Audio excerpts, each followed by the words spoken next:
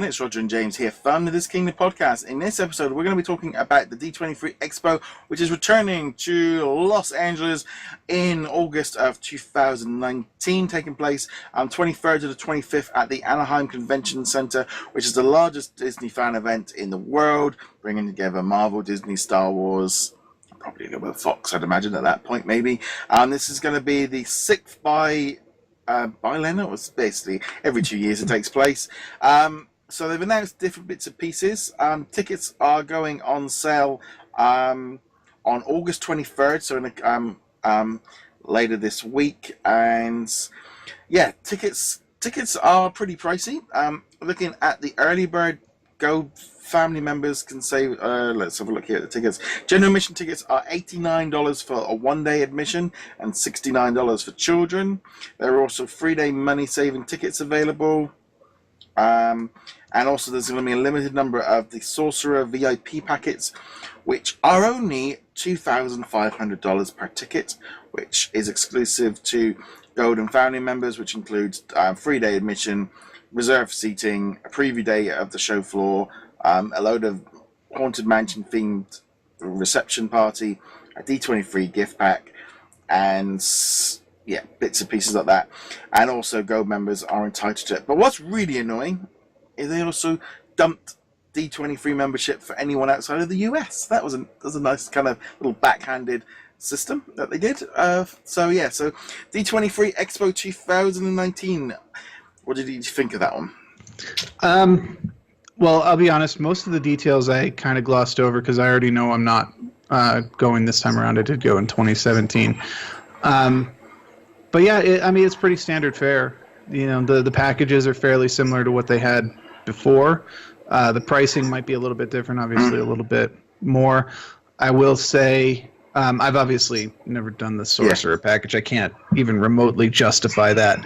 But having seen the lines both in 2015 and 2017, having seen how early you have to wake up to get to some of those, I mean, if you're planning on going and you can afford it, you will save so much time by doing the Sorcerer's package. But again, that is a lot of money too.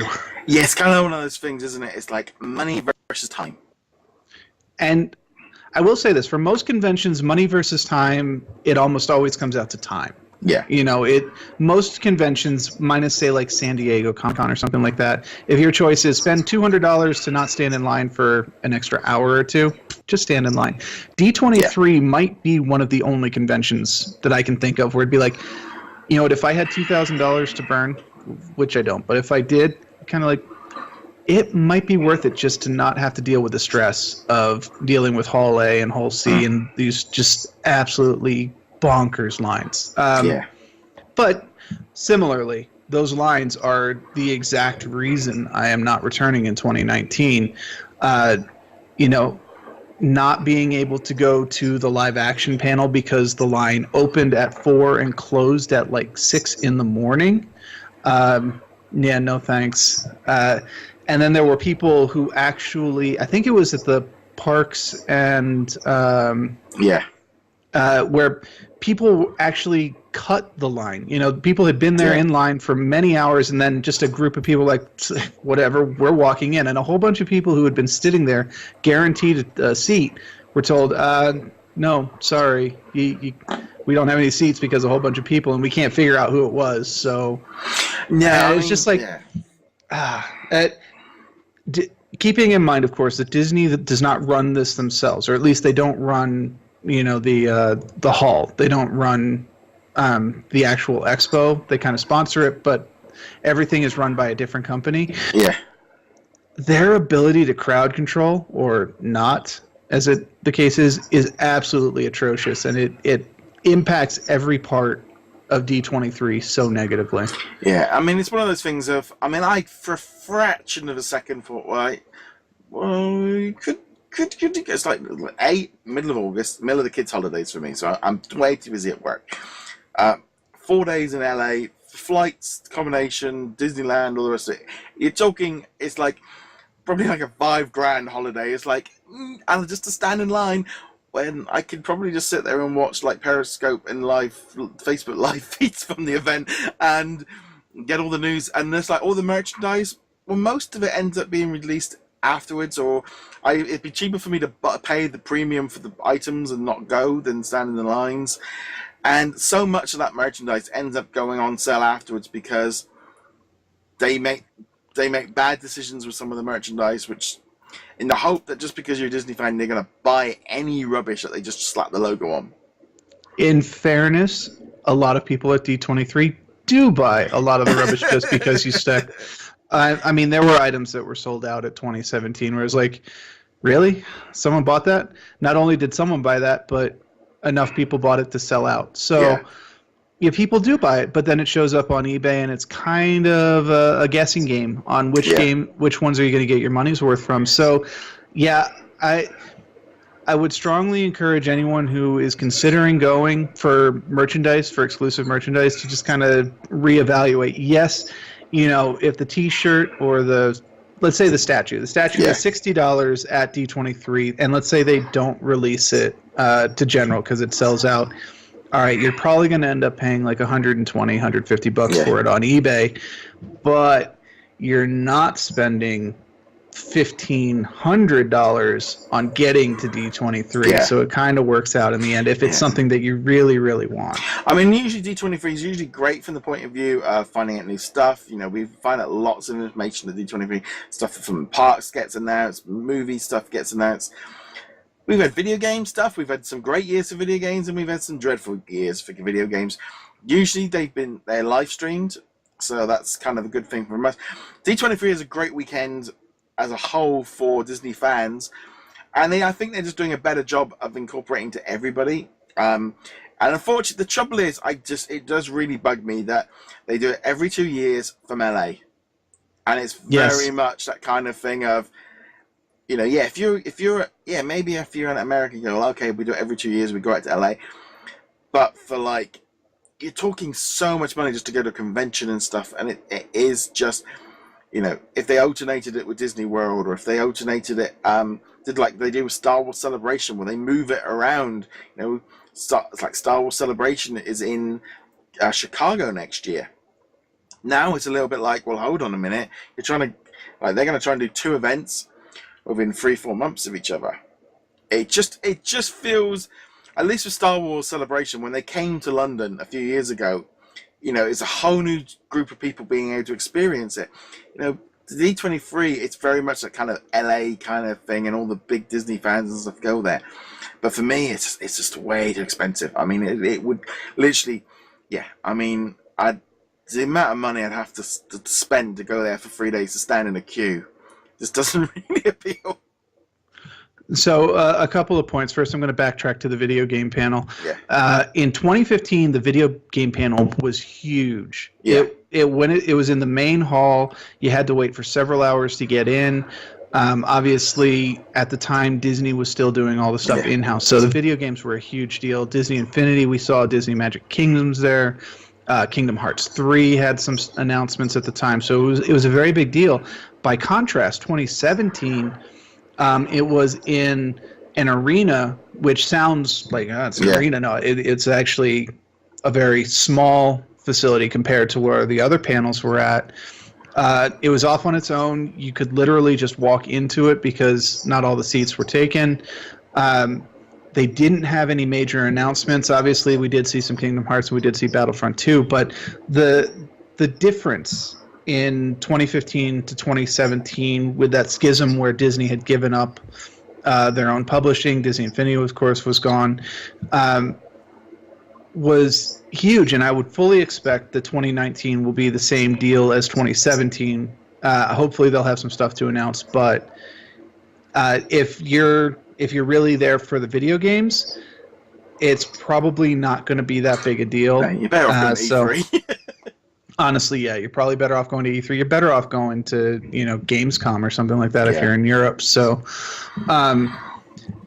second point, obviously we both have been very negative and down on this for a moment. I would like to encourage that if you are interested in D23 and you can financially justify it, not even the Sorcerer's package, don't ignore that.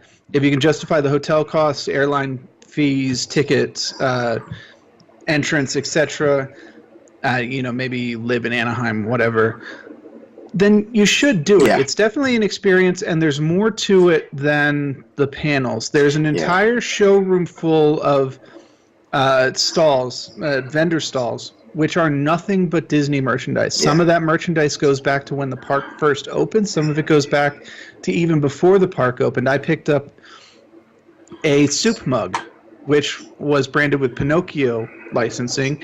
Now, I don't think it was released when Pinocchio came out, but it was definitely an item from like the 80s or so. And that was pretty cool.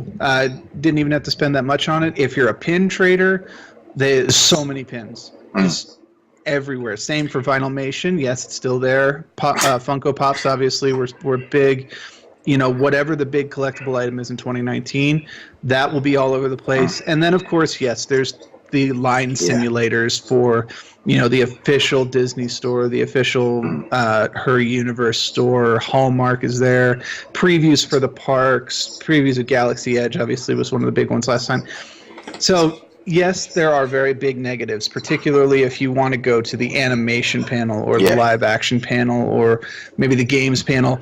The one that I remember most from last year was the Alan Menken panel. He did, of course, the music for Aladdin, a lot of the shows in that time.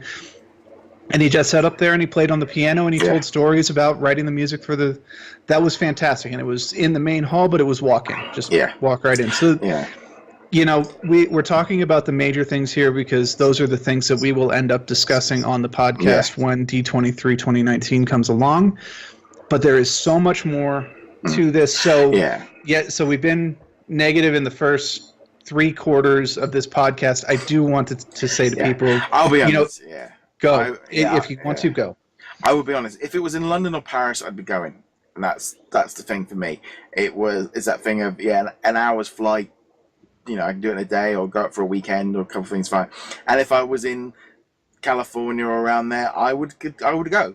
But for me, it's such you're talking, it's like going to Disney World for 2 weeks. Because go, it's like 900 quid. So it's like $1,000 just on the flights to get to California and then I have to, it's for me, it's just so ridiculously expensive to get to it that it's just completely, obviously you have the UK tax, we'll just call it that, to get there as well. You've got to cross the Atlantic. I live in Denver. It's still a massively expensive trip for me, more than a normal Disneyland trip would be, because hotel prices go up when conventions are in town because hotels know there's going to be a huge demand for rooms, so that's more expensive. Plane tickets are more expensive because the airlines know that there's a convention in town and people are going to be coming in. And then on top of having Disneyland tickets, you're paying for tickets to the D23 itself. It's just a more expensive proposition all around. So unless and you have to budget accordingly. And if you can budget accordingly, then go for it. Especially if you save 2 years for the next one. There is that, of course. D23 only comes every 2 years, and it's an experience. And let's be fair, you are surrounded by absolute Disney maniacs. And sometimes that's a good thing, sometimes that's a bad thing. Just like any fandom, there are some who go a little too far, but it is kind of cool to go into that hall and be like, oh, that person's wearing a T-shirt for like this one TV show that only existed for a single season, but I loved it when I was a kid or whatever. And it's like the only place that you'll see something like that because everyone else forgot about it. I know at Star Wars Celebration, it was that kind of thing of like, some ways like, it's like, these are people that get it. These are my people. Yeah, these are my people. These are people that when you're in your normal life, that, when you talk to people and they gloss over, it's like, no, these people that will do it. But I think as a whole, definitely, if you're in the area, if you're in that around that area, I would definitely say go do it. And just jealous if you can. But on that note, guys, go check us out over at DisKingdom.com. Like, follow, subscribe. Let us know in the comments below. Are you going to be going? I'd love to know your thoughts. James, where can they find you? Find me heroiclegacy.com and not D23 2019.